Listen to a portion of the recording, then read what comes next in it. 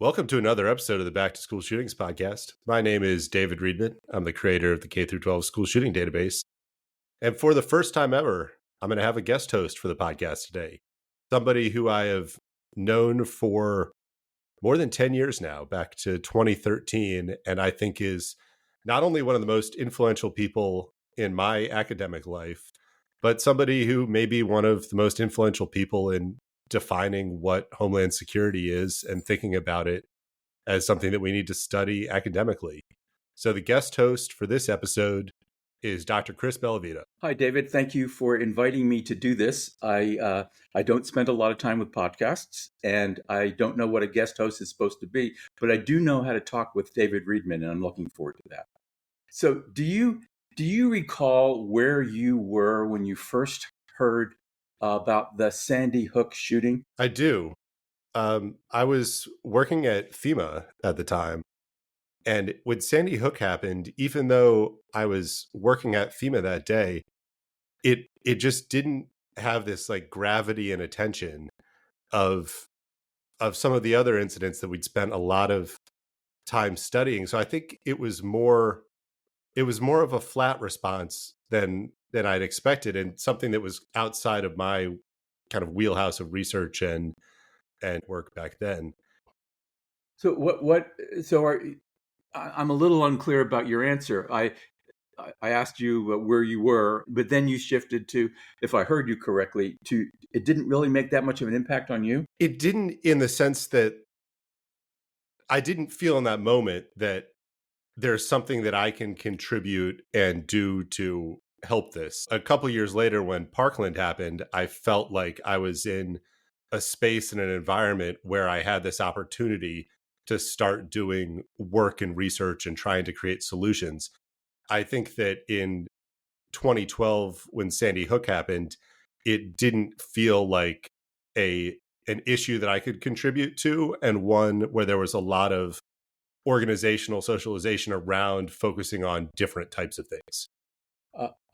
I heard about it. I was driving back from Monterey, and my wife called me, and in tears, as I remember it, telling me about that. I couldn't process what she told me.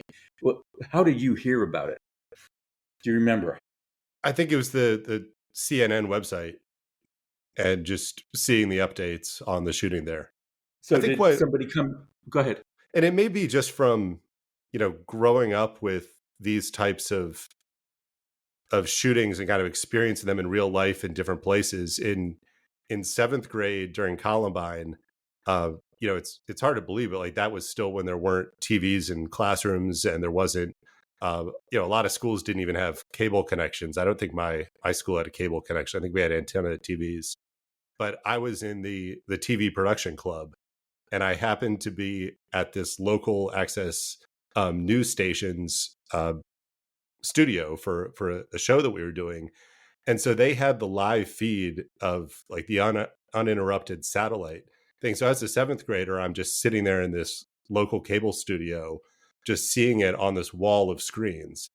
And that was something that felt so real and big and impactful in a way that things hadn't before, because I happened to be in this space to experience it in a way that I think very few kids of that age would have done. Yeah. The reason I bring up Sandy Hook in this context is I'm going to get the quote wrong, but I remember reading somebody saying that because no significant gun legislation was passed after Sandy Hook, I mean, imagine the horror and remembering the impact that had on the nation. That's when, in a de facto way, America decided that we could tolerate the deaths of young children in defense of the Second Amendment. Do you buy that argument? That was kind of a national decision, de facto? I think that it's from, looking at shootings back to the 1960s, the 1970s, the 1980s, that there's a period of outrage, and then that's quickly overtaken by the reality of nihilism, that for various reasons, there's nothing that we can do about this. So I think it's not so much that people don't want to take action, it's that they feel like they can't take action. They feel like there's not any viable path to get out of the constitutional, requirements that allow this to keep happening, or the powers in Congress and the government that lead to an extremely powerful lobby, despite overwhelming majority of people that want to change. I think it's more that nihilism that happens, and we don't take action because we feel like there's nothing to do. And that's probably how I felt in that moment in 2012 also. There's, I think, a distinction between there's nothing we can do versus nothing we will do. That may be two semantics, but I think that there are things that we can do, right? Or why would you still be in this policy space if you didn't think that there was something we could do? Well, the reason that I'm in this space now is because I realized there was something I could do,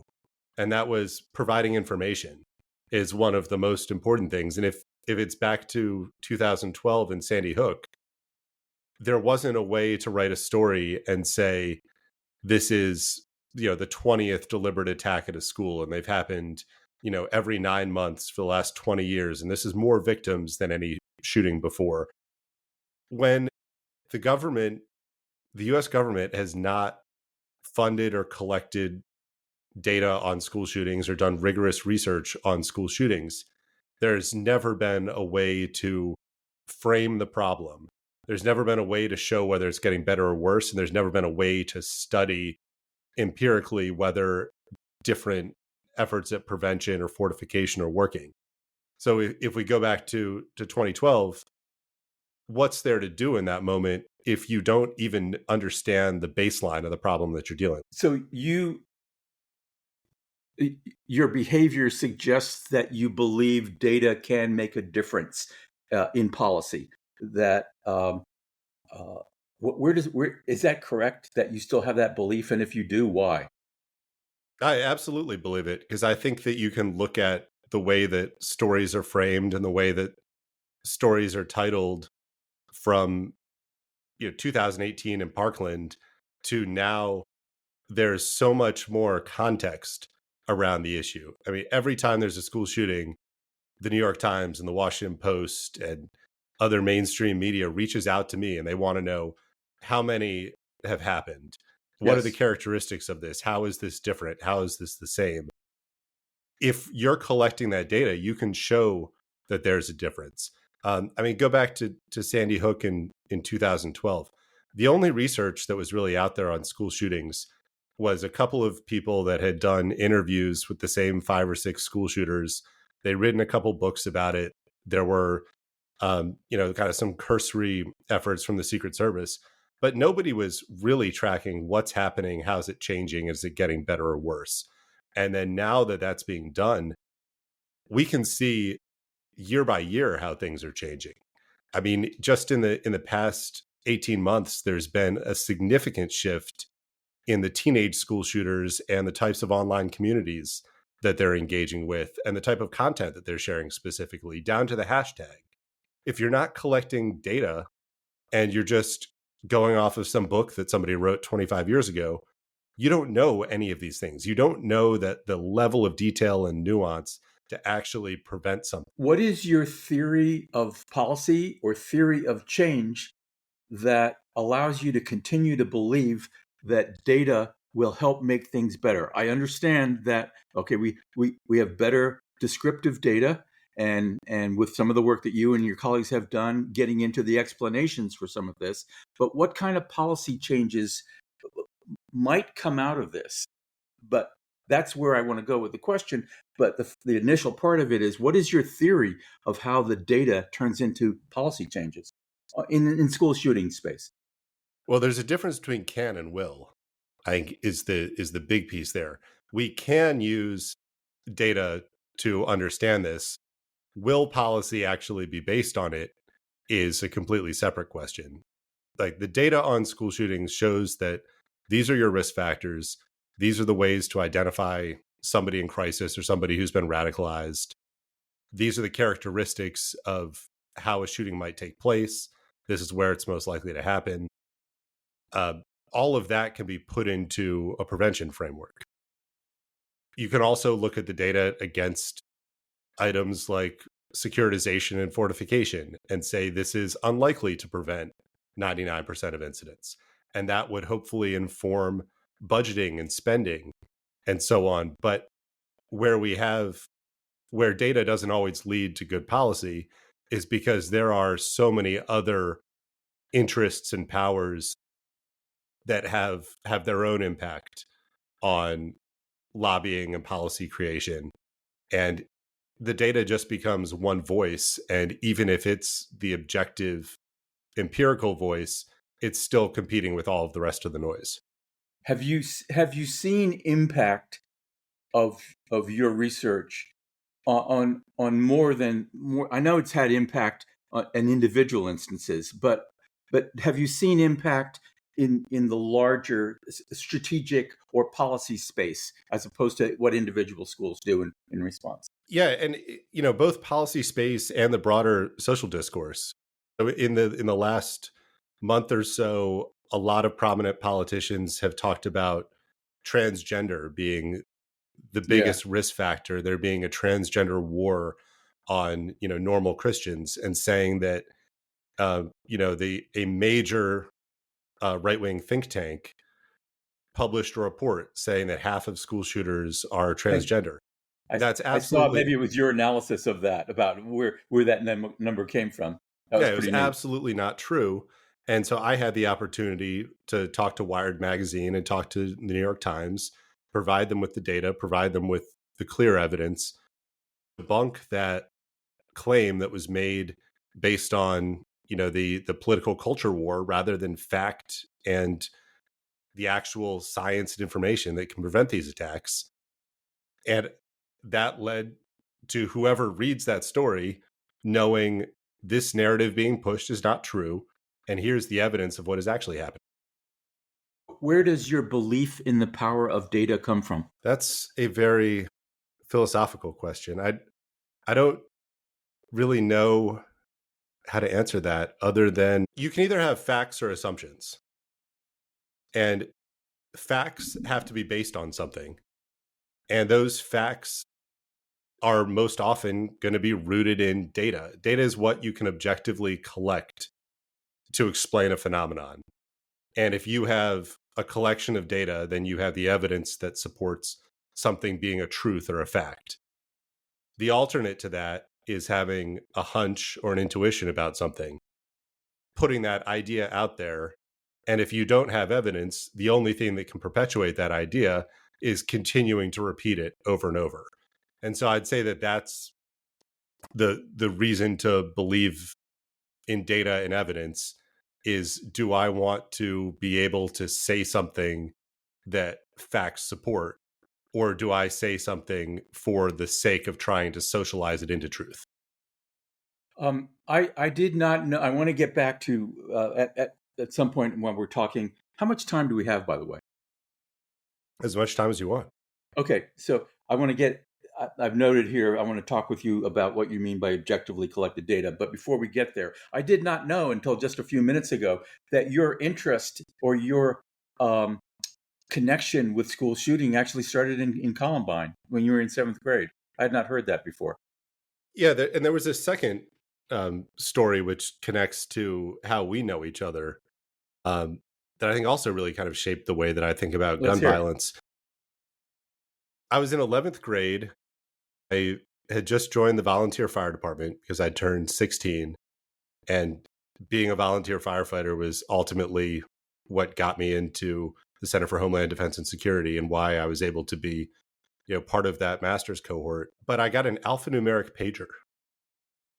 And I had this alphanumeric pager because if there was a big enough fire when you weren't at the station, then there was a group of people that would take this old Jeep Cherokee that was full of Gatorade, and you could be paged out to take the canteen to the fire.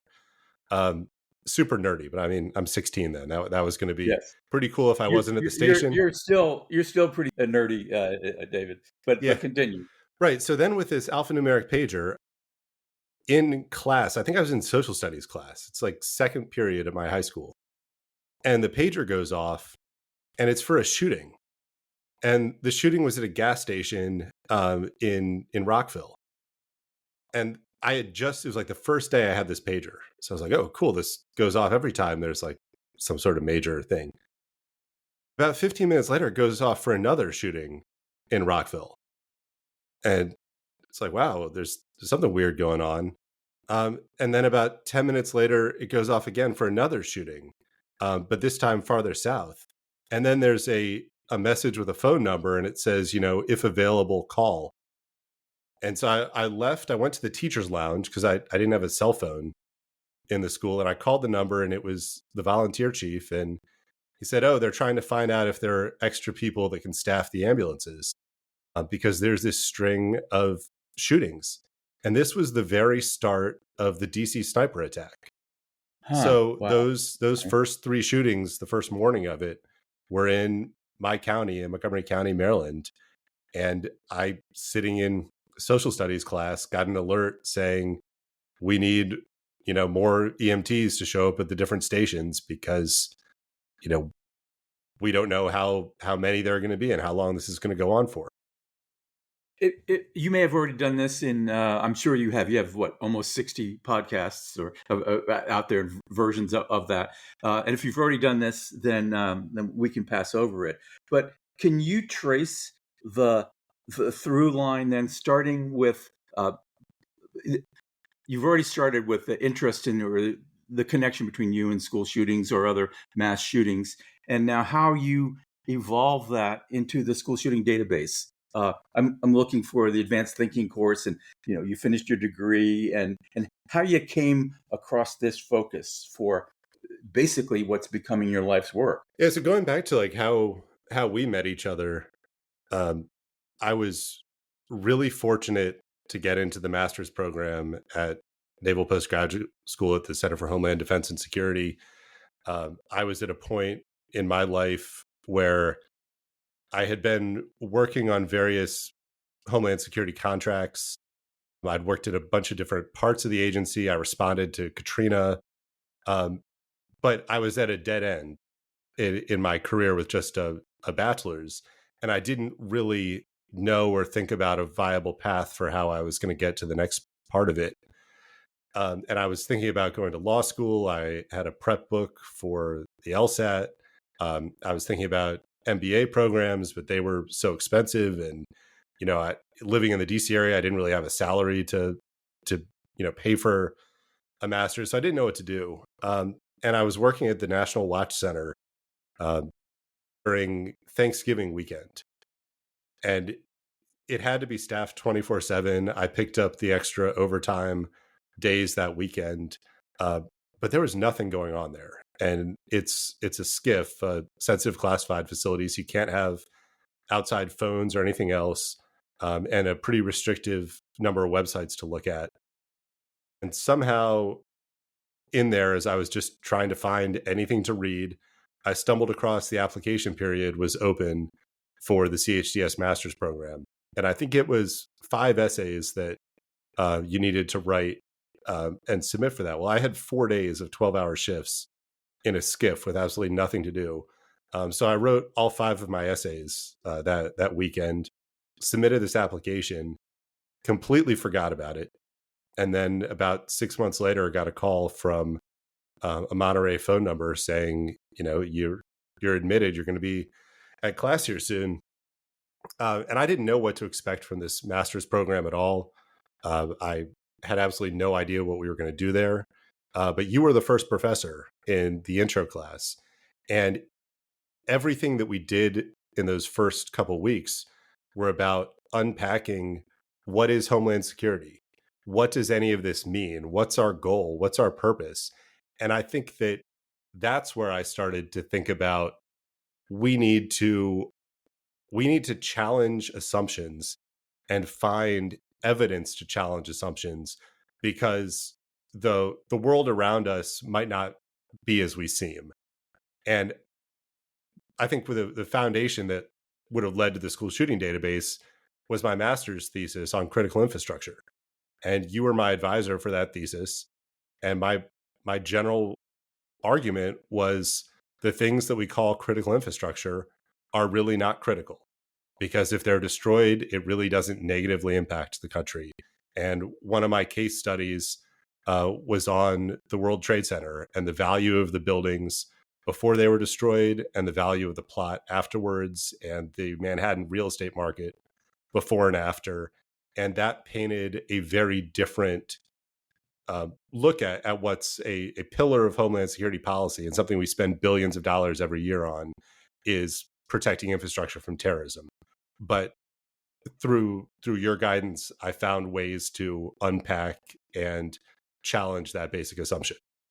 One of the many things that I remember from that time was when you pointed out that in Las Vegas they blow up hotels all the time as a kind of a business decision, and that yes, we could do a complete, we could do 2 hours just on the findings in that thesis. I recommend that if anybody's interested in it, they check it out at the Homeland Security Digital Library. I think it's still available. Yeah, I know it's still available And in I'm there. shocked. It's been, now 11 years since I published that. And I get an email probably every month or so of somebody else citing it, or different places that it's appeared. So I'm shocked at how far that went, but also that it didn't. I thought that thesis was going to be a pathway into having an impact on national security and homeland security policy, and saying that something we've done for the last 20 years, well, then at the time 10 years, doesn't actually make sense. We should not be putting this amount of money into infrastructure protection when it's not something that terrorists usually target, and it's not something that has a catastrophic effect on the country when it gets destroyed. I thought people would read that and think this matters, and I wanted to work on infrastructure protection policy, but there was no interest in it.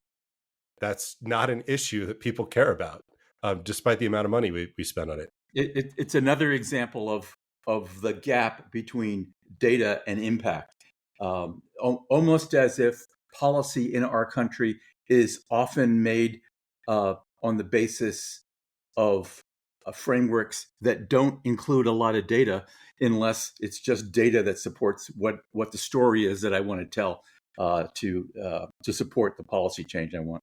And that gets perpetuated forever, because as I laid out in my master's thesis, when the Department of Homeland Security was thrown together, it was a very short period of time, and you have to create all of this policy framework to lead the whole department. So they just created infrastructure protection policy by pulling a bunch of Cold War military doctrine and saying, we're going to apply all of the things that we were thinking about during the Cold War and civil defense, and we'll just apply that to counterterrorism. But the former Soviet Union and Al Qaeda are operationally and ideologically different. So we took a bunch of policy for a completely incongruent issue and tried to shoehorn it into being our counterterrorism policy. And what I hear today all the time, I see people comment on social media posts with this, people talk about this over and over. For school shooting and mass shooting prevention, people use the same terminology from counterterrorism and infrastructure protection and things that are created for DHS. So Give me an back in, example. people talk about soft targets and hard targets. School shootings and mass shootings are highly personal attacks that are directed at specific people or places that represent the grievance of that attacker. There's not a hard or soft target for them. There is only a target of personal importance. For a terrorist, a hard and soft target would be what has the greatest chance of success. Because if you have your sleeper cell of suicide bombers, you want to look at various malls and parks and concerts and say, which one is there the chance that these people that we've trained and equipped and inserted into the country are going to have a successful attack? And that's completely different from hard or soft targets in the Cold War military sense of, is it going to survive a ballistic missile or not? Your hard targets are your targets that are hardened to the point that even if you have a significant strike from your adversary, they're going to continue to function. So people are using Cold War military lingo to try to describe the motivations of school shooters.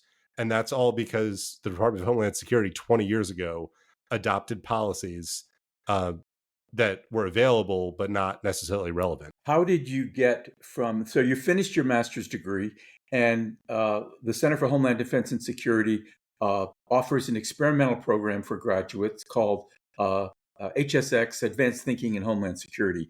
You joined that, and the job was to find a project, and you had, I think, 18 months, maybe something like that, to gather together a small team and do something and see what could be produced that would help push a policy area that related to Homeland Security in a new direction or develop it further. There was a lot of latitude here. How did you and Desmond come up with the focus on school shootings? Do you recall that story? Yeah, so that actually didn't happen until the middle of the Yes, I, program. I remember for almost everybody, there's a lot of spinning around. The downside of freedom is, okay, what do I do? Well, you can do anything. Well, what is something I can do? Yeah, and building on this, I still think that my master's thesis had a lot of legs and has a huge impact on national security policy. So my admissions essay for the Homeland Security Advanced Thinking program was about how to apply my master's thesis to Yes. infrastructure protection, sustainability, and our infrastructure challenges of the future. And so in that HSX program, it wasn't clear what we were supposed to be doing each day. And in that first session, when we all were together, I I got people together in the class around, well, what are the big things that we need to be thinking about in Homeland Security? And let's organize this around our known knowns, things that we know everything about and we know when it's going to happen. And that's a hurricane. You know everything about a hurricane and you know it's going to happen in these places and these seasons. Our known unknowns, things that we know can happen, but we don't really know if and when they're going to happen. That can be your suicide bombing attack, all the way to the bottom quadrant of having your unknown unknowns. These are things we've never experienced before. And we also don't ever know if they would happen or wouldn't happen. So this is 2017. I got everybody in the class to fill out a big poster board and write things in. And I ended up, it was the first article I ever published, self-published online on Medium. And it was, imagining the unknown unknowns of Homeland Security. The things on that list, if we could have just done a little more work there, were a global pandemic, an AI, a nefarious AI, a criminal enterprise being elected into the US government. Some pretty incredible insights into the future were all there in this chart of, about 60 or 70 ideas. So I think I was trying to push myself in the class towards really thinking about what's this next generation of Homeland Security. And we were going in every direction around that. And it really wasn't clear where any of it was going to go. And then the Parkland shooting happened as we were in class. And with that, I think it was the last day of our 2-week in residence. And we decided, what are we going to do when we're back here in 2 more months? And I threw out, let's have a hackathon around school shootings. And so it was that idea that led to, let's get some information around school shootings. When I saw that nothing was there, one of my classmates was interested in putting a list together. And then from there, I think at the end of the HSX program, the school shooting database had about 300 incidents across maybe 50 or 60 variables. It's just grown and grown to today. It's almost 3,300 incidents, so 3,000 more than it started at, and now more than 300 variables. What's So a hackathon? I don't think we really knew or ever figured that out. The concept in Silicon Valley of the hackathon is you have a problem and you throw everybody in a room together and you work on it until you solve it. So it might be, let's make a new sales portal that's going to work with the new iPhone update. So how And did you and your partner um, do the first 300? I mean, I, what I remember is an image of you, and I don't know where I got it from, of you being at where you live and watching TV or something, and while you're watching TV, you're surfing the web and gathering information about school shootings and putting it in this massive spreadsheet. Is that true? Is that yeah, real? that's exactly how it started. I mean, I didn't, I'd never done a spreadsheet or created a database or really had any idea about how to structure this. Um, so yeah, Desmond and I just, we talked on the phone and then we put together the Google sheet, and then we just started adding, what are the categories that this needs? The name, the date, how are you going to do the date?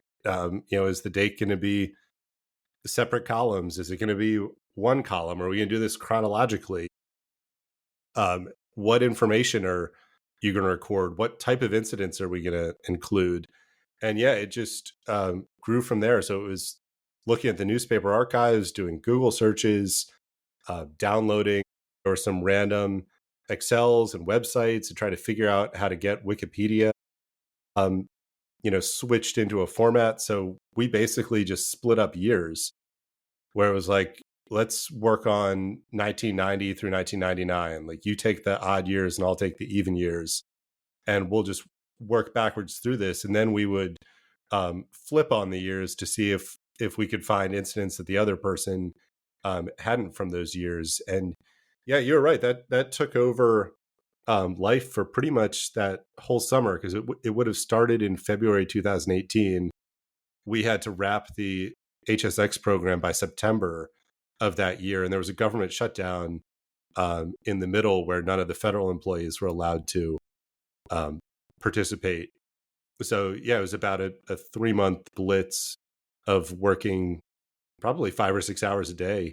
So where does that dedication come from? Where does the discipline come from? We joked earlier about being a nerd in seventh grade, and being a nerd when you had the alphanumeric pager on there. What's required of you to do that, to be dedicated to that kind of research, which you still are? I think at that point that it's something I owed to the program and the taxpayer for funding me to go through a program. I remember one of the first things you said during the master's program is there's only a lot of reading if you do it. Well, I I myself didn't see any other viable path to get a master's in the near future when I got into the Naval Postgraduate School, and I put everything that I had into the opportunity to do the best work there possible, to do the best work on every assignment, to do all of the reading, because I had this incredible opportunity in front of me to have a taxpayer funded master's degree. And when you're in Monterey, it could be a free vacation and you never get the work done and you skate by with the bare minimum.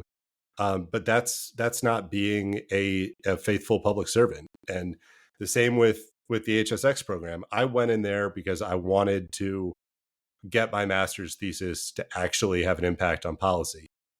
That wasn't the right path or place or interest or time when this started, but I wanted to do something in that program that was going to have impact and was going to be um, something that had lasting value to the country and to improving life and health and safety, because we were there, we were funded to be doing critical thinking and kind of creating new knowledge about Homeland Security. And if I didn't do that, then I felt that was a failure. I think the school shooting database and your work on it was probably the primary beneficial outcome of that experiment of the Homeland Security Advanced Thinking program. Uh, do you remember when you first thought of the idea that, so you've advanced the database and it's grown, uh, that there was a possibility of a role for AI in that? How did that idea come up? The first role for AI is that the database is a ton of manual entry. So when you have 300 variables in a spreadsheet and all the information comes from newspaper articles, it seemed like AI would be a way to automate some of that process. Unfortunately, it's not. I've worked with some different people. We've built a bunch of different AI plugins and tools, and the issue is that it always messes up little details. There'll be something during afternoon classes, and it'll mark it as not during the school day. There will be something that's in Springfield, Missouri, but it'll put it in Springfield, Illinois. The only way that this project is viable at a source that major news outlets and academics will do research on is if the underlying facts are correct. And I thought that AI would be a way to get even more information, get even more inputs, do deeper searches of archives to automate parts of this. But that was my first thoughts with AI. But ultimately, it just didn't work because anything that's a predictive algorithm, you're always going to have mistakes when it makes the wrong prediction. Where are we in time here? Around 2020, 2021, something like that? This would have been right when Chat GPT 3 came out. Because Okay. that was the first time there were kind of plugins that anybody could get to. So this would have been I around think that was, 2023, maybe 2022, 23. okay. All right. Uh, how accurate is the data in the school shooting database, and how do you know? So there are about 500 uh, peer-reviewed or other academic works that have cited this data.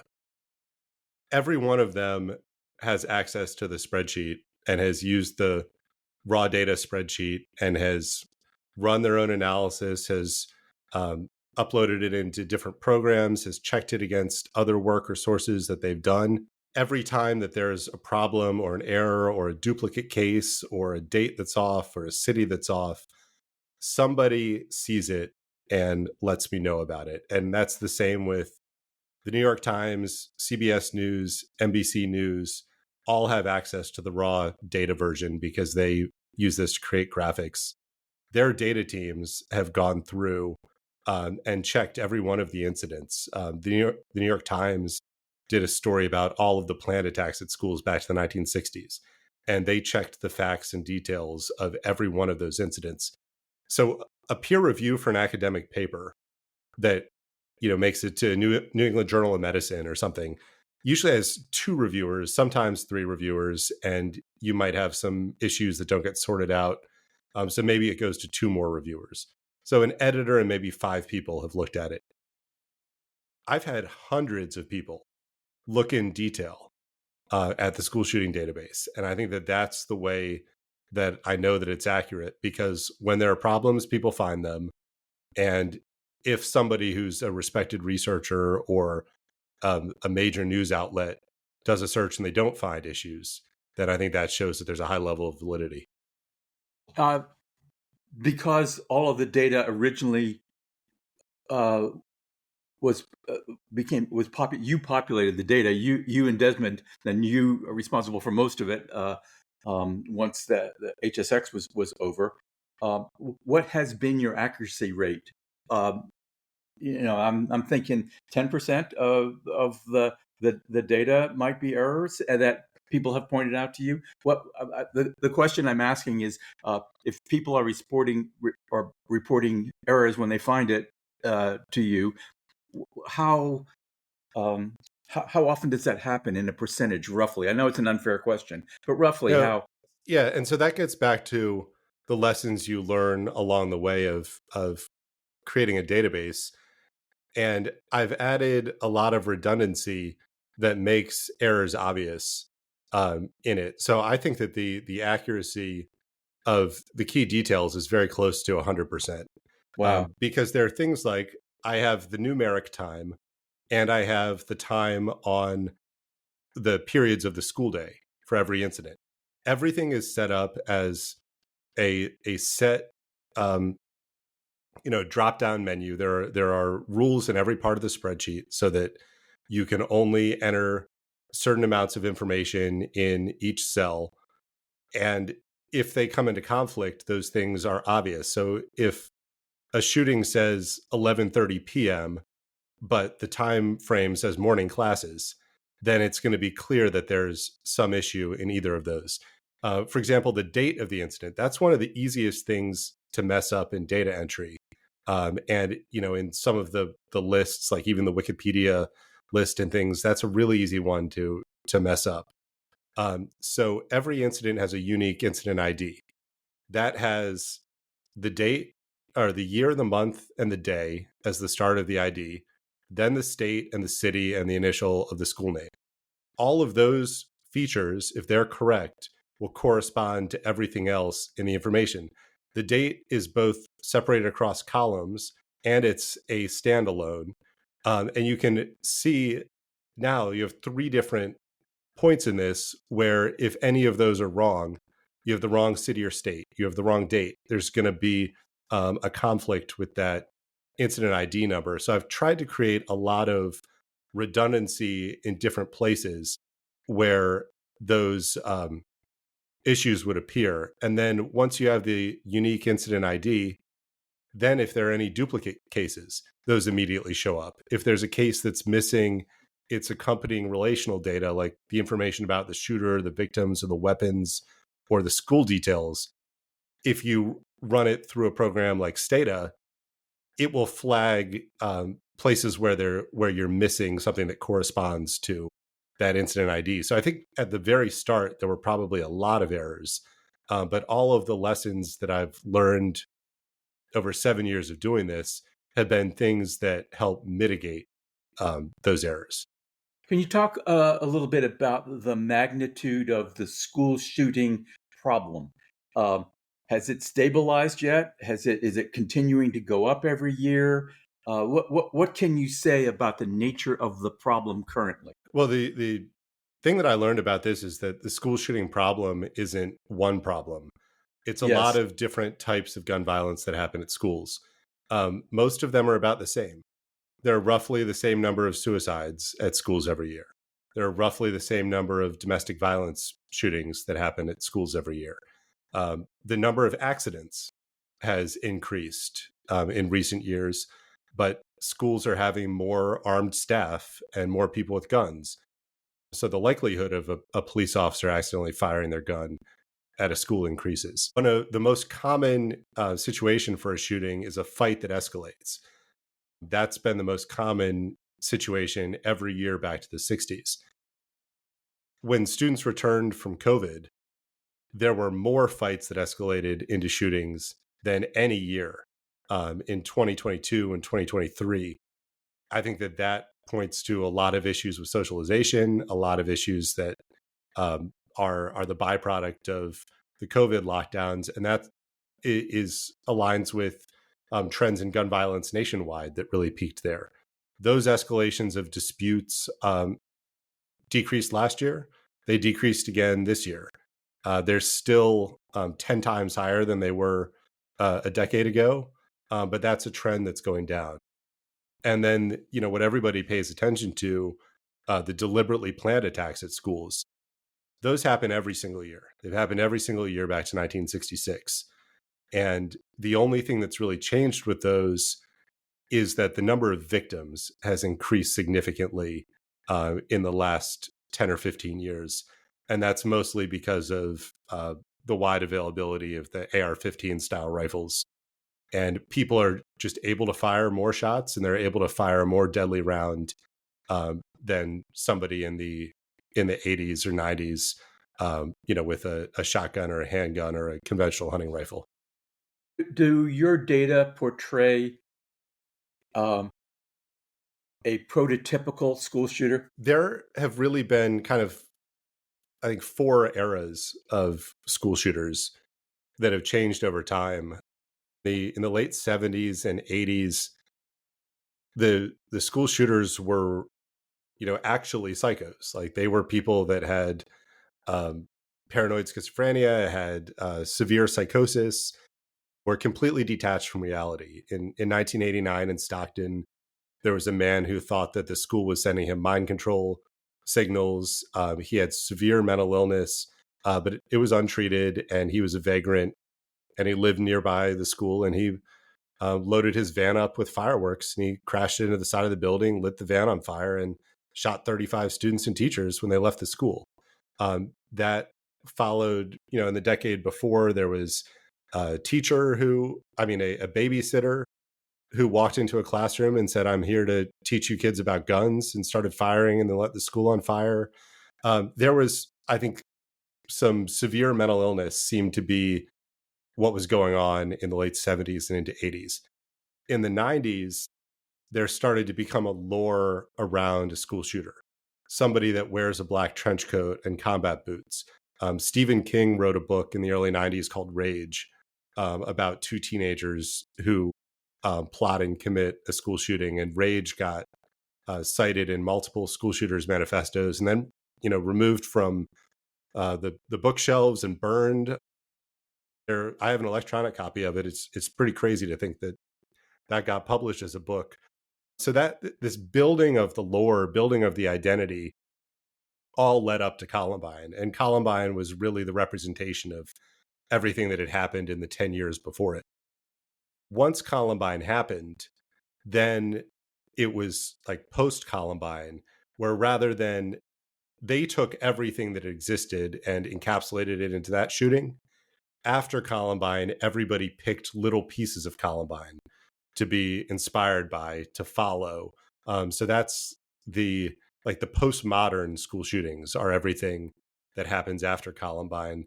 But as I noted at the start, when you're capturing this data in real time and you're able to keep track of this, the last 7 teenage school shooters are all members of the true crime community, which is called TCC. And that's a hashtag, and it's not a group, it's not something that has a clubhouse or membership or funding. Ideological groups usually don't have a role of members, which would be a great lesson for some people in charge to learn. But TCC is about sharing gore content, so very violent content, and then creating fan art and stories and videos that glorify school shooters. And so in the last 18 months, 7 different kids who were all members of the same online groups were messaging each other, were sharing fan art with each other, all have committed school shootings. And that is a very important trend to run. So over 50 years, we've gone from untreated severe mental illness into the formation of what it means to be a school shooter, into the kind of postmodern representation of we're going to take elements of Columbine and each attack's going to be kind of an homage to that with our own personal grievance sprinkled in, into now there's a true online radicalization core that committing your school shooting is your act of in-group membership and becoming an idol within this online subculture. So when you come across a finding like that, there was at some point you became aware, hey, go look at the commonalities in here, for example, in the true crime community. How do you share that information with interested stakeholders? I mean, I'm talking about public safety, Secret Service, law enforcement, FBI, schools, the people whose work you inform. Do I want to say that? No. What I want to say is not the people who can benefit from knowing that. How do you communicate that? This was at the 50-10 mark. Well, the people who can benefit from it are not the people in the government. It's parents and friends and family who can spot those warning signs and spot somebody who's being radicalized before they get to the point of feeling that they need to commit violence. Okay, that's one stakeholder group, but those communities now exist. So your thesis is looking at and if people want to know more of the details of your thesis, the last podcast you did, I think, does a great job of viewing that. But one of the things in there is you're envisioning a group of professionals who are trained on looking at potential indicators of the propensity or the possibility of somebody being a school shooter, and comparing that with how AI would also look at that. We can get into later. So if how does that community, let's say of the couple hundred cops who you've been somewhat involved in your work at different times, how do they then get informed about, hey, you might want to be looking at the hashtag TCC issue now, and for these reasons? How do you get that information out? Yeah, that's the problem that I've struggled with from the start with this is I have a lot of information. I have a lot of findings about it. I share them with a podcast and with Substack articles and with peer-reviewed papers. But the FBI and the Secret Service have not engaged with me on this. I've wanted to talk to them over and over. The Department of Education, they would put out an annual report about the characteristics of gun violence on school campuses. From looking at the data that I'd collected, they were far underreporting the number of shootings that happened. I had discussions with them and I said, please use this data. My only request was include this as a source and include me as a contributor to this. And they said, we can't do that. We can only have government sources in this. So the federal government would not engage or support me in this. The FBI puts out a report on the characteristics of active shooters every year. The report is missing incidents that meet their criteria every year because the FBI is an agency that has political appointees that lead it, not just from this administration, from every administration. And whatever the priorities are, it's very easy to change the ways that incidents are reported to either show success or show a problem. So this isn't a one-off. This is in every single year. The FBI cherry picks the information that they put into their report on active shooters to either show progress or show a problem. The U.S. Secret Service, I think this is why nobody from that agency responded to me, because they put out an annual report.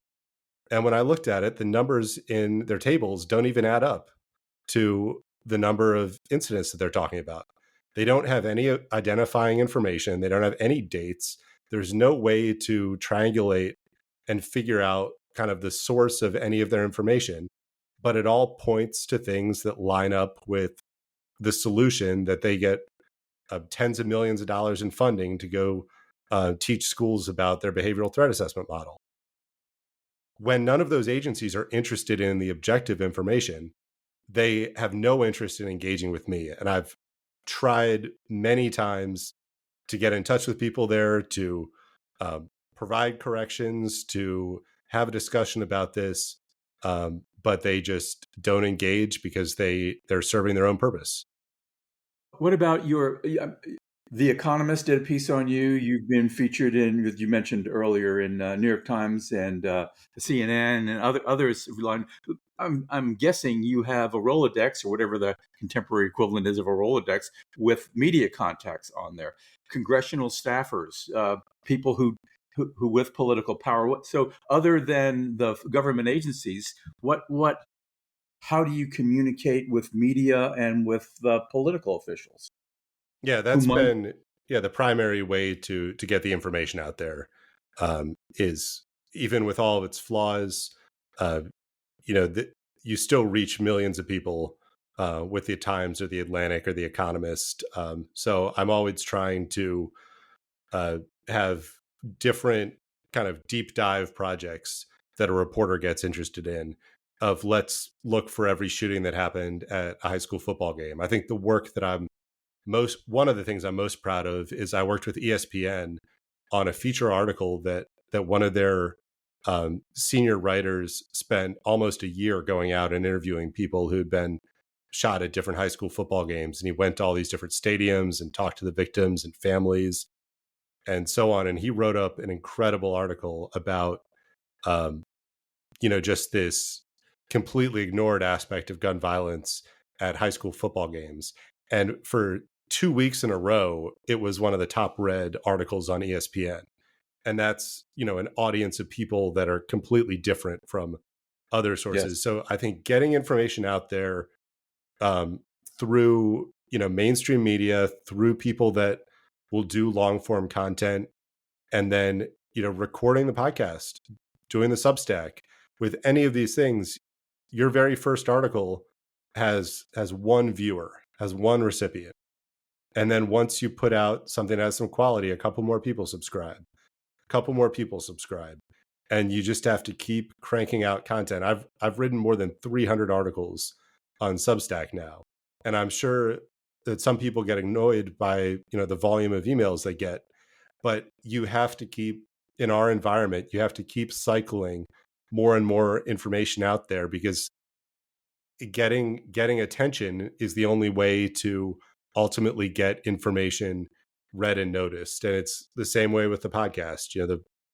The first podcast had, a couple single or dozen listeners, and then the next thing you know, there are a couple hundred, then a couple thousand, and then tens of thousands. And you just have to trust that the information is worth providing, and people are going to be interested, and they're going to use it. And I get some emails from people that are school officials or police chiefs where they say, this is mandatory listening for every officer that I have assigned to schools.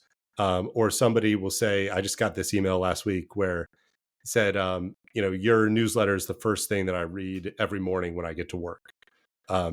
So it feels like it's a small grassroots effort a lot of the time, but it's just about continuing to chip away and try to get information out there. And just to clarify, you're a one person organization, basically, aren't you?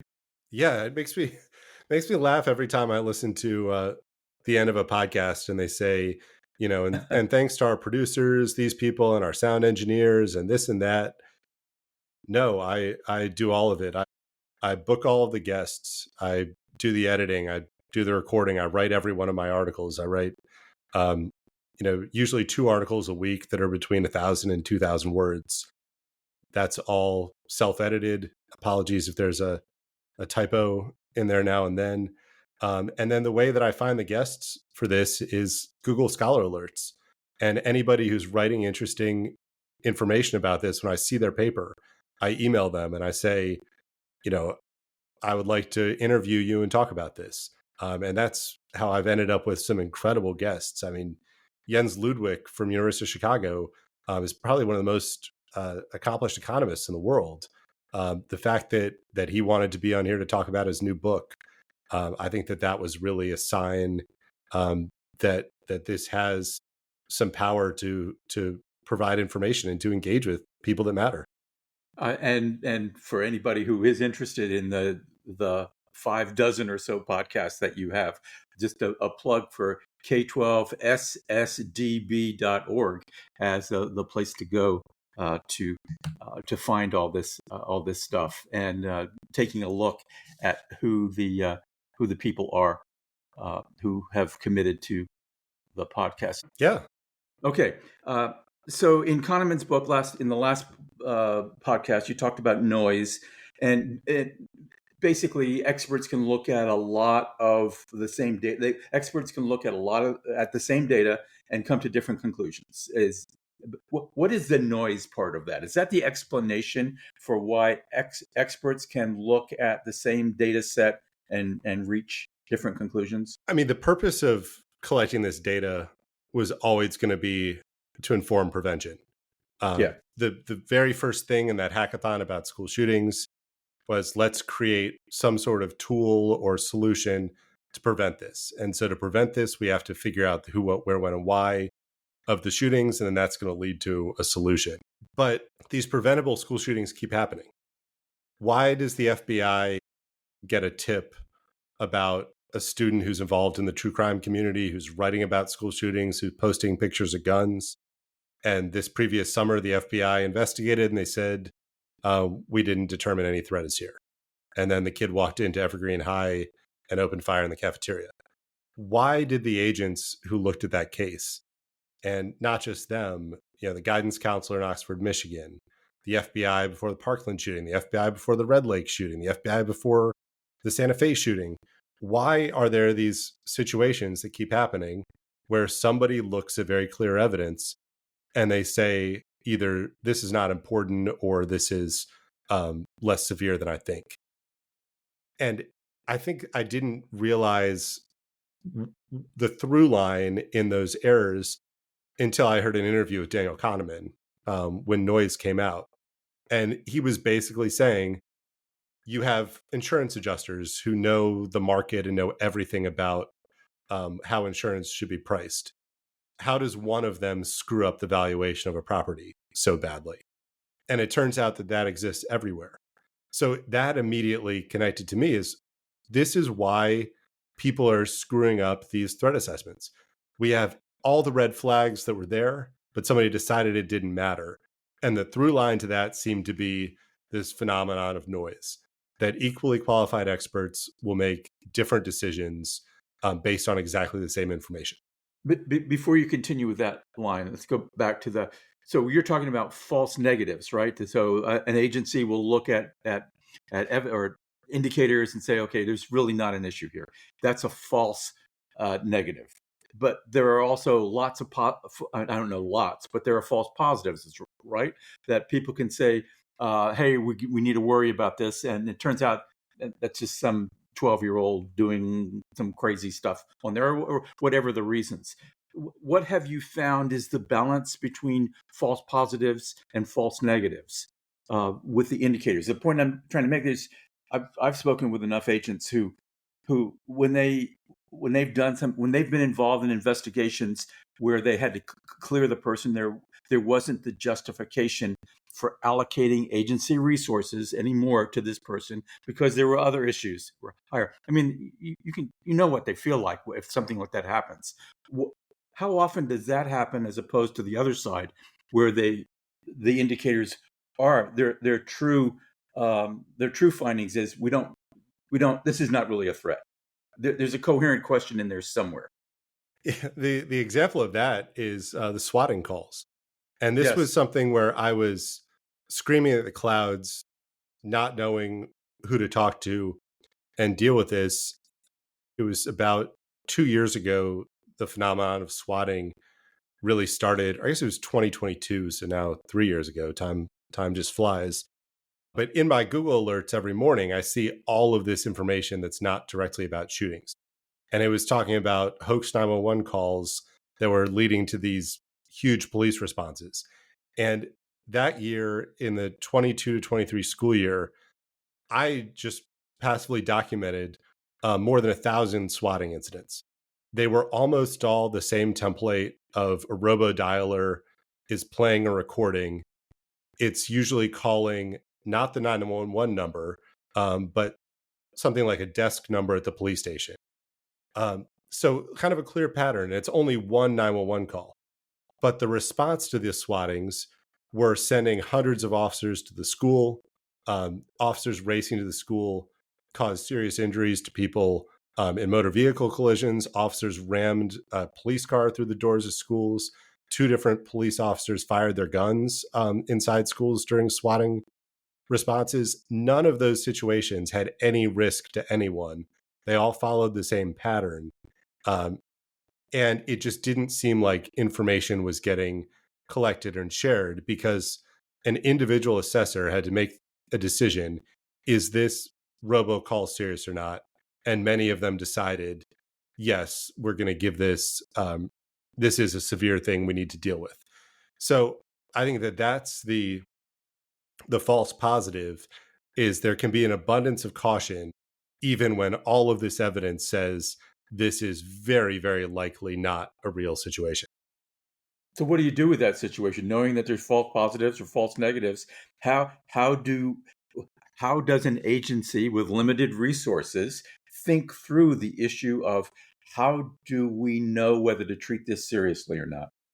Well, that, is my PhD dissertation is 2 different social psychology phenomenons. One is wisdom of crowds and the other is noise. And so the wisdom of crowds is if you played that janky 911 recording with a bad accent and some gunfire effects in the background to 100 people, 95 of them would probably say this sounds like some sort of hoax. So These are 95 trained people, experienced people, right? Not just I think people off just the street. anybody. I think the wisdom of crowds phenomenon is interesting because Oh, it that's it right. work Yeah. it works even when people have no knowledge. So that original experiment is having people guess the weight of an ox at the fair in 1900, and people that are not experts, the crowd comes to within 1 pound of the weight of the ox. So I think if you had 100 random people and you said, is this serious or is this a hoax? I think the vast majority, if you played one of these recordings, they would say this is a hoax. And so I, that I, I taking, disagree with that. Now, I have to defer to your expertise in here. But if just somebody off the street, and I'm thinking in the town where I live, and you played a threat call with fire with guns shooting in the background, most people would say, "Yeah, this is worth sending the cops to." Versus if you had trained law enforcement who you used in your research, that they would more likely to have the experience base to have more precise estimates. You're saying that there probably wouldn't be a difference in those two pools of respondents. that sounds like a whole different experiment. And Yeah, I think maybe so. I'll Yeah, even drop in, another thesis. yeah, maybe I'll drop in some of the 911 calls into this so anybody listening can, That's um, that's a great idea. yeah, Yes. can make a judgment um, for their self there. But then once you start accumulating information, if you're in Colorado and there are 25 different school shooting calls happening within the same hour across different jurisdictions, and if we have advanced communication systems that we've created since 9/11 to be tracking these sorts of trends and patterns and having regional communication about what's going on, that should be a red flag that, hey, maybe something's going on here. And if you're in Iowa and there were just 30 schools that got 911 calls in Colorado yesterday, there should be a bulletin in your morning notes about this. And if that happens 3 or 4 times a week for 9 months in a row, anybody who's a 911 call taker or supervisor should know about that trend and know about the pattern. Um, so I think that it's something where either this is a bigger failure across emergency services where 25 years after 9/11, maybe we haven't really created the information sharing and communication networks that we have invested billions of dollars into trying to make. Or maybe we're also not empowering people to really evaluate the information that's there and make their own um, best decisions on it because everybody's so scared of being the one who gets it wrong. Yeah, or maybe there's so much information that it just gets crowded out with noise. You said there are two ways of doing this. One is the wisdom of crowds, and the other model, the framework that you use, was noise. What is your Thanksgiving dinner with your family explanation for what noise is? Testing that with the swatting example would be, let's get 50 911 operators and we're going to play them all the same recording. And with each one of them, give a 1 through 10 score of 10 is absolutely severe and 1 is this is absolutely a hoax. Take those 50 and get an aggregate score from them. So maybe the 50, if the majority of them said this is probably a hoax, maybe your score is something like a 3. Once you have that aggregate score, then you can measure the individuals against the aggregate and there put them into groups. So these were all the people that assessed similar to the mean or the average. These are the people that were one standard deviation higher or lower. These are the people that were the far outliers. And then you can start measuring that across multiple scenarios. So you could give those same 911 dispatchers 10 different calls, see how they score all of them, look at them individually, and then start grouping into people are consistently high or low assessors, or people are consistently at your mean. So that's measuring noise. What is the noise part? The noise is the amount of variance from the mean. Um, so, for Why is the example, mean? Why is the mean considered the true signal as opposed to some of the extremes? What if the mean is the noise? I think it makes sense because it's that mean is rooted in the wisdom of crowds. And then your variance is the amount of distance from the mean that the average, that sets of people um, are grouping into. So, for example, going to my dissertation, say you have a case where the true threat is, say, a 3 out of 10. We're just going to assume that 3 out of 10 is correct. Given to the human experts, people assess the case 1 through 10. So you've got big outliers in either direction, but the humans clustered all over. Maybe half of them gave it around a 2, half of them gave it around a 5. So it means that your standard deviation is, about 2 points in either direction. That's a big amount in a 10-point scale. When I gave the same cases to the large language models, they almost all assessed at exactly the same value almost every time, which would mean your standard deviation was very low. For most of the LLMs, it was less For than the zero point LLMs. 0.5. Yeah. Okay. Yeah. So I think that's the way that you measure it is this is all theoretical unknowns. We're deciding on some point that is a midpoint that we're going to take, or the average is going to be our truth that we accept as accurate, and then we want to see clusters of people to determine who is more or less accurate and why. And I think the heart of Daniel Kahneman's piece is noise is not about individual people. It's only something you can measure in aggregate, and it's only something that you can measure through quantifiable methods. This is a little side sideways from the main point here, but as you were talking, I was thinking of a graph, uh, distribution of the people who care about school shooting data. You would be noise. You would be two standard deviations away from the mainstream that you described earlier. Who, yeah, we're close enough, or we don't need to talk with Reedman, that kind of stuff. Yet you're the one that has probably, I mean, my bias here, the best data in the nation on school shootings. Would you accept the characterization that you're noise in this situation? I'd say I'm an outlier, um, What's for the sure. difference between an outlier and noise? Now let's go back to the data that you're working with here. Yes. So noise is, does variance exist or not? And variance being are people deviating from the mean. So I mean, taking it out of the school shooting scenario, go back to the insurance adjusters. Say the true value of a property that we know is $1 million. If you have 5 insurance adjusters all value it at $1 million, you have zero noise. Your mean is exactly what the true value is. Now, if one gives it 1.5 million, somebody else gives it 500,000. Now we have $1 million worth of noise. We have $1 million worth of variance in our experts making a decision there. And then if you extrapolate that out and you test it across thousands, then you would see, maybe we have these clusters of people that are close. We have another band of people that are a bit farther. And then there's one adjuster who put it at $10 million. And that guy's your far outlier. But the noise is the amount of difference between that true value and what somebody assesses. So how do you know conceptually, the examples you gave, the insurance adjuster, there is agreement that the house is worth $1 million because the industry has socially constructed the value of this house in this community.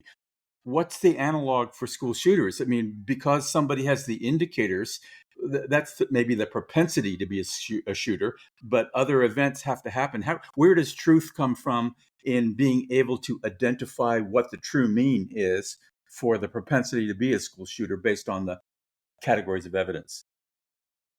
I think that if I was going to run this experiment again, and hopefully I will at a different scale, is I would take, so there are 230 deliberately planned attacks that have happened at schools.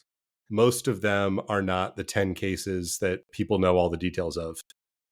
Like, I would take the details, 230 planned over the period that you covered. yeah, back to the 1960s, All right. where there are actual attacks where somebody has brought a gun and opened fire in the school building. I think I would take the details from those cases and create scenarios around those real details, and then replicate this instead of being hypothetical scenarios. Those are all real things that resulted in shootings, I'm tracking. Okay. and then see the level of accuracy with this, because they all will be 10 out of 10. And then we could look at the variance in anyone who, in how and why people assess the threat to be lower. The other, then the flip side of that would be some cases that are clearly hoaxes without capability, intent, or real desire. Put those details in, because those should be true ones, Yes. and see how they assess and why. I mean, something I think about here in Florida, where there's a state law requiring every school shooting threat to be referred to police and have felony charges. Like, a 10-year-old kid sent a group text to some of his friends, and he had a picture clearly from the internet of, they're the people that have like an entire room in their house as their gun room, with all these expensive antique rifles and things all over the wall. So the kid posts a picture of that in his group chat, and he says, I just won $1 billion, and I bought this, and I'm going to bring these beauties to school tomorrow. That is not serious. It's not intent. It's not specific. There's no pattern of harm. And this 10-year-old kid clearly didn't win $1 billion and build a gun mansion display room in his house. That's a one. So I would, run this again with details from real school shootings that are not widely known, and obvious hoaxes that without a shadow of a doubt, nothing was going to happen, and measure how those were assessed, because we That would that have our make true outcomes. that makes sense. Okay. So the conclusion of your thesis, as I'm going to butcher this, so you correct this, is so there's a spectrum of responses from the experienced public safety people who looked at the indicators.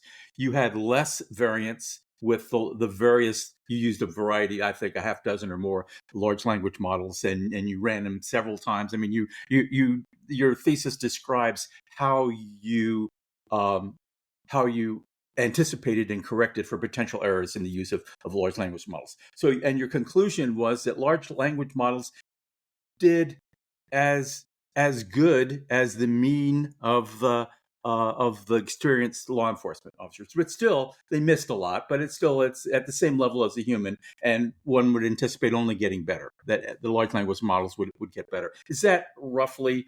Is that a fair statement of your conclusions? Yes. Yep. Okay. So Okay. of the 240 police officers, their average score is roughly within a half point what the large language models assess the threat to be. How do you explain that? How did the large language models have so less? I mean, have less noise than law enforcement or public safety? I don't know. And I mean, What's that's your the guess? problem. The problem is nobody knows, It's a because, black box problem. Right? well, I mean, what we're asking people to do in a threat assessment is to make a prediction. And some people are good predictors and some people are bad predictors. And I think that exists throughout life. But people love to make predictions, whether it's sports betting or stocks or whatever else.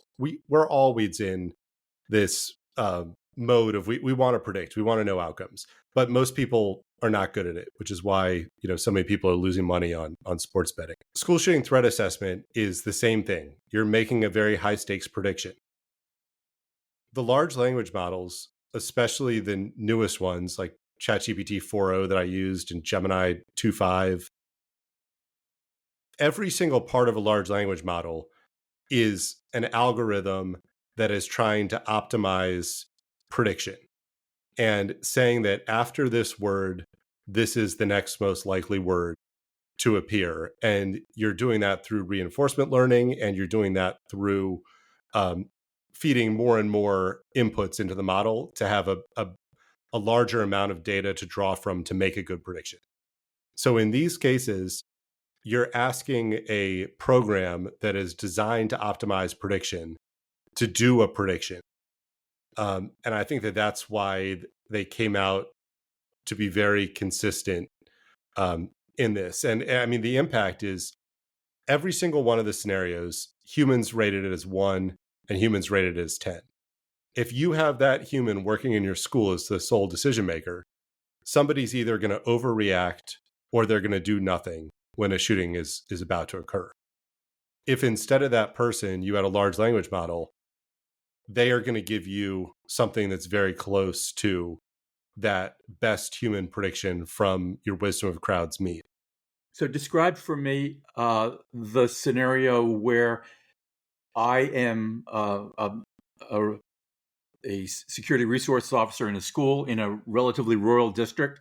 I'm the one person here, but I am a partner with large language models. I know how to use them. What's that world look like right now? How would a resource officer use a large language model to help with the threat, as preliminary as your findings are, and as subject to error they can possibly be? How would I use that? There are two examples that I think would really, actually, three that would really explain this. So the first is Oxford, Michigan. There's a student who's made some statements about being suicidal, has drawn a picture of committing a school shooting, has access to guns. His parents just bought him a gun, and has some other kind of behavioral red flags. The student's called into the guidance counselor's office, goes through this information, and that guidance counselor is going to be the sole person to decide what to do. And that guidance counselor made the decision to send the student back to class. If you took all of those details and that guidance counselor said, before I make a decision, let me just put some details of my investigations into ChatGPT and let me see what it thinks. ChatGPT would probably say, because I found that the models focused on specificity of the threat and whether there was kind of a temporal, immediate threat likely to happen. So did it have a specific place or time? Did it name specific weapons? And was there some sort of like detail and context that brought it all together? If you gave that same information that the guidance counselor said is not important to ChatGPT, it would probably say, well, this is a red flag, this is a red flag, this is a red flag, and these are the things you should probably do. The guidance counselor doesn't need to pay attention to any of that, but the guidance counselor could look at it and say, oh, wait a second, maybe I need to rethink my evaluation. Maybe I need to call one more person. It can be that check in the moment to make you kind of reassess your own assessment of something. And it can do that. Most most credible large language models can do that right now, right? Yes. They can give you alternative perspectives. Yes, absolutely. From a different perspective, from a police officer's side. Yes. So at Appalachia High School last year in Georgia, rural Georgia, good old boy officers, they're going to investigate a tip from the FBI that a kid has been making school shooting threats. These guys have clearly never investigated a school shooting before. They don't even know the types of apps that the kid is operating on. If those officers sat in their car for a minute, they gave the scenario to ChatGPT and said, what questions should we make sure we ask during our interview with the student and his parent? And give me some background on Discord, and give me some background on what these memes mean. Then those officers would have had some information and some ideas to talk to that kid, realize that there's a major problem, and instead of just dismissing this as boys will be boys, and he walks into the school with an AR-15, they would have had better questions to think about or to ask. And then the third example is from the parent's perspective. So in Madison, Wisconsin, 15-year-old girl commits a planned school shooting at Abundant Christian Life. She had a shrine to school shooters in her bedroom that was all kind of fan art and different things. And her father had seen it, but he just didn't know what it was, didn't pay attention. If you took that picture, took a picture of it with your phone, gave that to ChatGPT, ChatGPT can tell you who the people are, what it represents, and what to do. And so that's a way that a parent can now get all of this information about something that seems like teenage subculture and know that, wait, all these people are actually cartoon versions of school shooters. So it can let a school administrator in an official role check their ideas and say, wait a second, my gut might be wrong on this. Let me reevaluate. It can let a police officer have a more informed interview about a topic they don't really understand. Or it can let a parent use all of human knowledge to help understand something their kid is engaging with that they'd otherwise overlook. Have you written that guidebook yet for parents and police officers and guidance counselors? I just recorded another episode of it right before we started. So hopefully that will be something that continues to get out there. There's you have to kind of tread carefully with this stuff because putting the content out there can get you kind of banned or restricted or shadow banned from some of the social media sites. Because if you're talking about the violent fringe group content, you're also you can get flagged by the algorithms for also sharing that content. So I don't know exactly how to put some of this information out there in the best way possible. I think the other thing along that lines is there's a ton of pushback that I get and some other experts in this field get from talking about specific school shooters, talking about the fan art of them, showing their faces, talking about their life history, talking about their writings. But if we don't know who they are and what they look like and what the most influential symbols are, how's a parent supposed to um, recognize and spot warning signs? Like we we can't shield ourselves from the information about this topic and also expect people to spot a problem if they don't even know what it might be. So one of the things that I take away from the last couple minutes of you talking is that the idea is ready to be used now. The idea of the intelligent use of AI, of large language models in helping to assess school threats. There are problems with it, yes, but in the same way that people are using large language models to help their writing now, you can do that. You can write your own draft first, and then have somebody have a large language model look at it. And you're, as a human, you're still in charge of what you do with that information. And by analogy, based on your research and your ideas about how to do this intelligently, the the idea of of using large language models to help with identifying potential shooters or incidents, or that's beyond shooting, as you talk about in here, that's ready to be used right now. And what's missing is the mechanism for getting that information out in a usable fashion to the people who can benefit from it.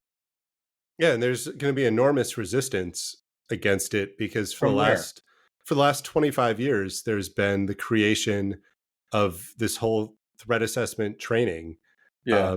And there are lots of retired law enforcement officers, psychologists, and so on who make thousands of dollars to hold 4-hour seminars or 1-day seminars or 3-day seminars for school districts to teach about threat assessment. And most of But them are, isn't this also a business opportunity for those industries to say, yeah, I mean, you don't want to put the large language model in charge, but in the same way, large language model just dealing with primarily with words, but there's videos, there's images, there's audio, there's discipline records, there's a variety of other things that could be incorporated to improve the threat assessment training. Or am I being too Pollyanna-ish about this? I think that it's a fundamental threat to that industry. Because I mean, as you know from teaching, hundreds of graduate students, things you can't learn much in 4 hours. You can't learn much in 3 days, much less the amount of detail and nuance to be able to make the highest consequence decision of your career on whether somebody's a threat or not. And I've actually thought about whether the human should be in charge at all, because Huh. some of the early algorithms were used in judicial sentencing to deal with sentencing disparities, and the judges hated it because they thought it was taking their autonomy away, but it was taking their autonomy away from making harmful decisions about people's sentences. But the humans didn't like that. I think that what I've learned from this is, first, you would be better off having ChatGPT over a random human, because you don't know whether you have the high assessor or the low assessor who's going to either catastrophize or ignore a threat. But also, the human and the LLM, one of Kahneman's findings on noise is group consensus just is group noise. You need individual people to make decisions separately, and then you use the aggregate of their decisions. So if we have a group of humans sit around in a conference room, ChatGPT gives them a great output, they might override it anyway. Yeah. So if I was in charge of a school right now, I would have more faith in ChatGPT than any single person to make a decision.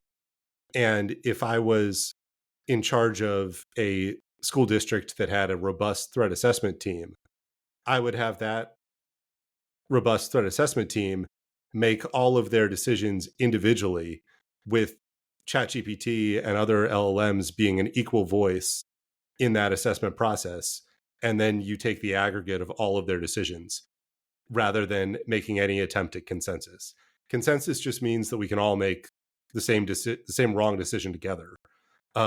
Eliminating noise is about getting a wider variety of decisions, making sure it has lower variance, and then using the mean value of that decision. Where do you think this idea, best case scenario, your idea in the thesis, um, what does it look like in 5 years? Best case scenario here. The use of large language models related to school shooting and wherever AI is going. And I don't think anybody can predict what 5 years from now, what AI will look like. Not Best accurately. case is, yeah, that people have faith in these tools to trust them as part of their process to As prevent part of violence. their process. Okay. Part of. Is that humans still need to be in the loop, or is that humans need to be in charge? I think that they're in the realistic world, people are very resistant to the thought of change and to the thought of ceding control to an algorithm. Um, so I think that a best case scenario would be in the near future that a school administrator or a police officer who's doing an investigation puts all of their information into the model, and it helps give them either better questions to ask or an analysis that's different from what they thought. And that leads them down a path to get more detailed information and think about it differently than they had before. Um, the further path of this is, as I said before, large language models are probability and prediction machines that have more data and compute power than anything that's ever been created in the world. And they're all about optimizing prediction and probability. And when that's exactly what a threat assessment is prediction and probability, then we should use one of the most powerful tool ever created by humanity for exactly this type of task that it's designed for.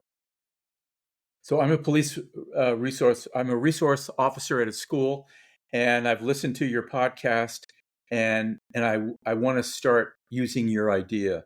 What are the 3 or 4 things that I should do to test it out for myself about whether the degree to which I can start relying on this as a partner? I would just suggest use ChatGPT, use Gemini, any of the available AI models. Take it and just start asking it questions about situations where you know what the outcome should be. I've seen this problem. Come up with some hypothetical scenarios. see how it responds to those hypothetical scenarios, and see from there you can start building and developing trust, because many of the responses are far more robust and far more detailed than I expected at the start of this. And especially without even prompting, the amount of follow-up actions that it suggested to the scenarios, that these are all the things you should think about. Do this, look at this. Maybe you should close down the school tomorrow. Maybe you need to talk to the parents. If you keep prompting for more details, it will continue going down these different paths. And then, specifically, if it's threats in the context of something you don't understand, put those into the models and see the way that they respond. See what the picture, what the fan art of a school shooter is described as. See how well the models recognize different things. Give them erroneous information. But I think that if you're in public safety or in intelligence or in any field, you've got to be playing with these tools every single day to realize what they can do and what they can't do.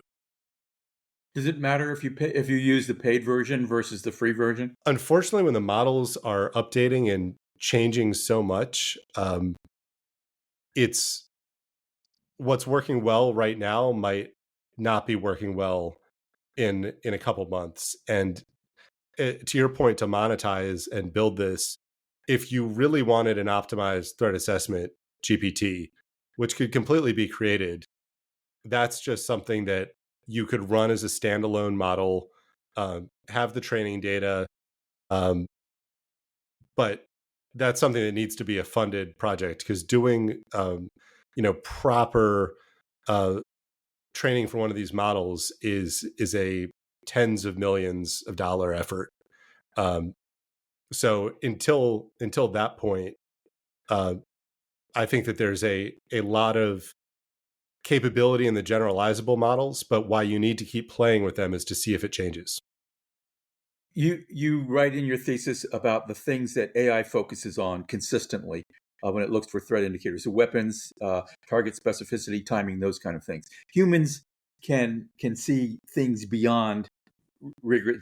The humans have an intuition or an imagination or a set of experiences. What are the kinds of cautions that that should be that somebody should pay attention to when they're using AI? Let me change that. What I'm trying to ask is, what are the kinds of things that AI might miss that humans are less likely to miss, or that maybe humans look at things beyond what AI makes, given given the way that AIs are trained and so on, and the specificity of what they look for versus the human improvisational, intuitive, affective kind of inquiry that humans can do. That, I think, is the reason that the AIs were more consistent than the humans are, because the AI only looks at the details of the case that's presented, because it doesn't have any other context for understanding. It doesn't know anything. It's a prediction algorithm that's saying, based on these inputs that all have numbers and vectors and values and probabilities, that this is what should come at the other side of those vectors and values and probabilities. Human brains don't work in that way. So we're always trying to find other contexts. And I think the case that this was most apparent in is one of the fictional cases. Is an ex-wife makes a report about her husband, who's a teacher at the school, says he has guns, and says that he's going to commit a shooting the next morning. A bunch of the police officers, most of whom were male, most police officers are male, gave that a very low score, because they said this is a vengeful woman who's mad at her husband, and she's trying to set him up. Well, a lot of police officers are divorced. A lot of police officers have had various troubled relationships with women. They took that detail and made the threat non-serious because of it. AI didn't. All the AIs put that as a very high threat, because they said, what matters here? There's a school that's a target. There's a specific time, which is tomorrow. there's a known person, and there's access to weapons. And if you have those four things, that justifies a search warrant, that justifies an assessment, that you know where to go and who to talk to and figure out what the situation is. I think that was how humans and machines are different. Humans take their lived experiences, for better or worse, and use that to try to give a situation meaning and context. AIs just say, what's the who, what, and where, and how specific is it, and that's going to decide what the threat is. How is your work funded? Where do you get the resources from to spend all your time doing this, the majority of your time? It's not funded. It's something that I do work in other areas. I teach at a state university. I do some consulting work during the summer. But yeah, this is not a funded project. I have thought throughout the work on this that it's doing this is always a path to get closer to creating a sustainable long-term solution.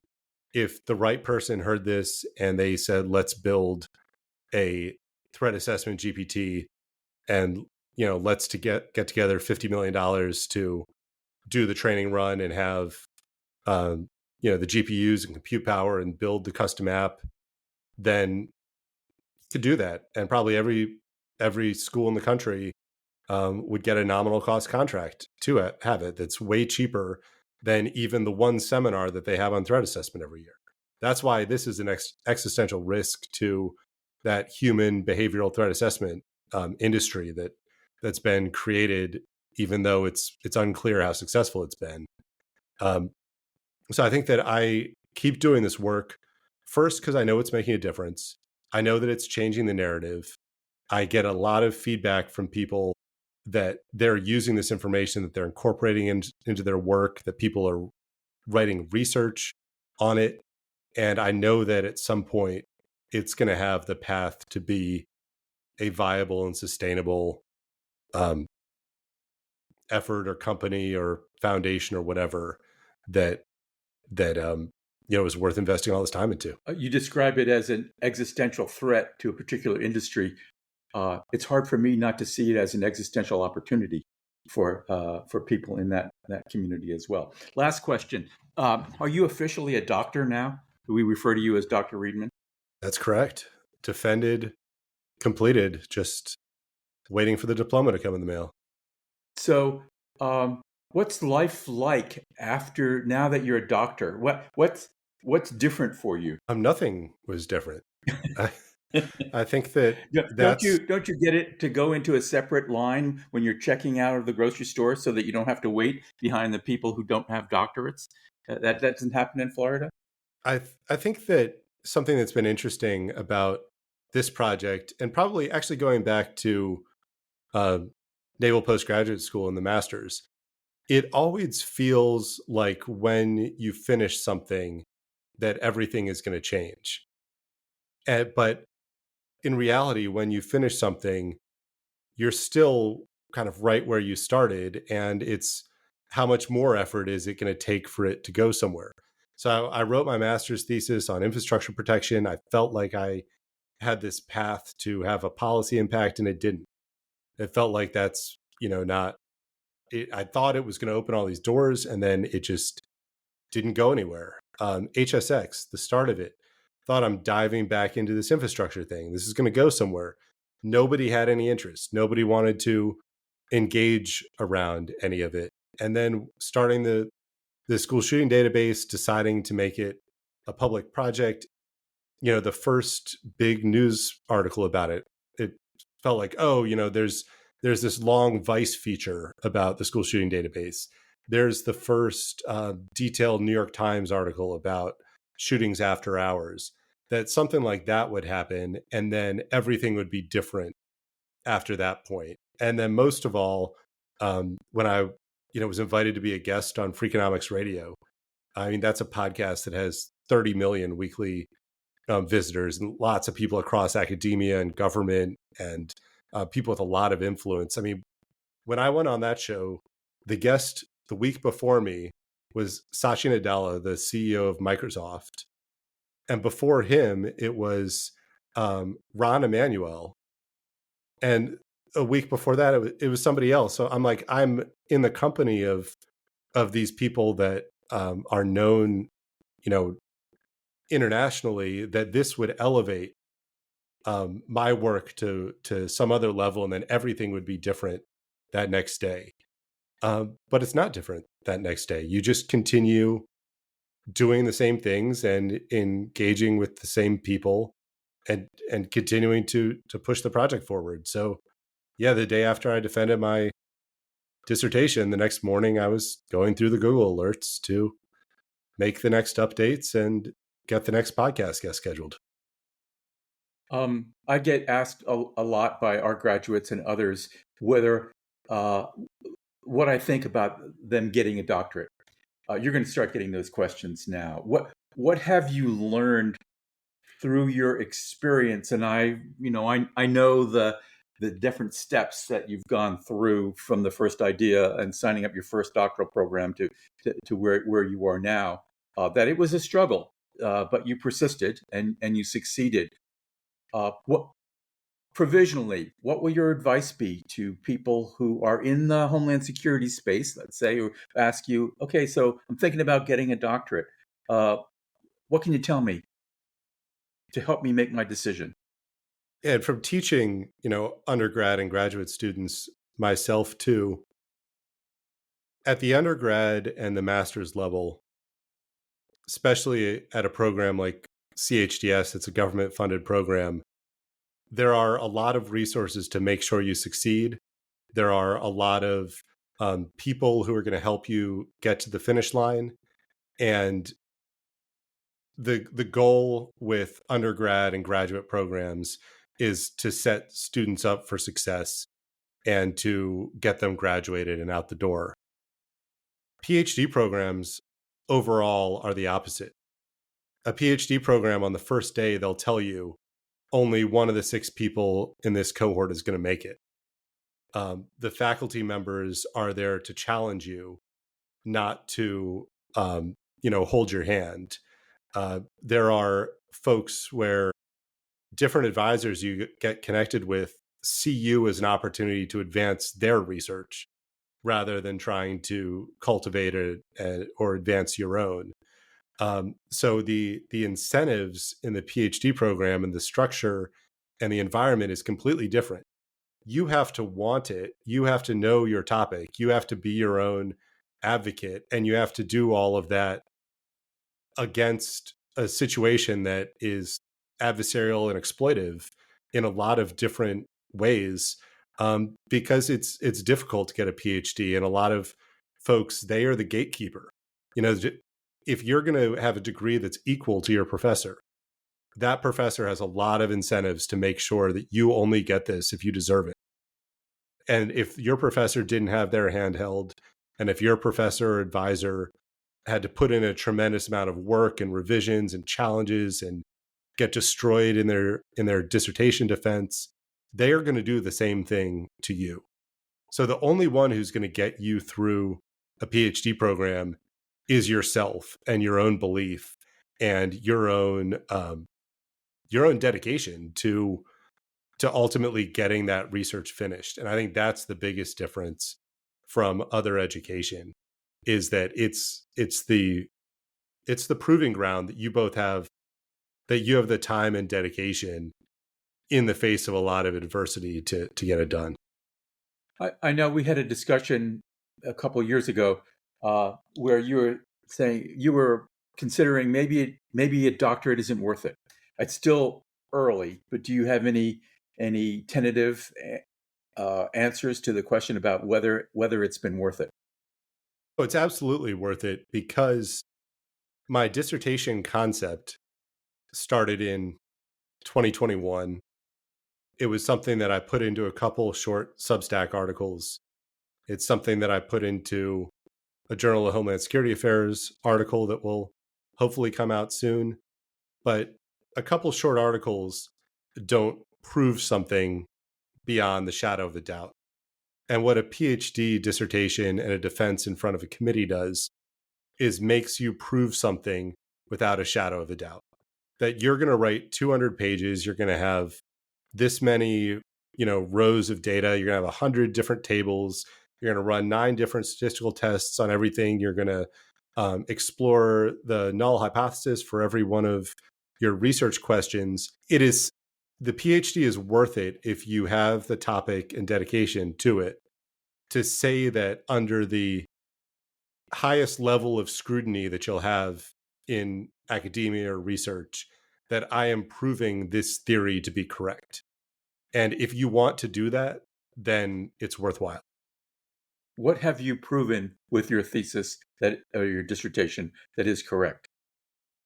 It's proven that there's a method to measure human variance, and there's a way to compare it to large language models, that there are objective differences in how humans and large language models assess the same information, and that when we follow the wisdom of crowds and Kahneman's concept of noise, that AI does a better job than humans across those measures.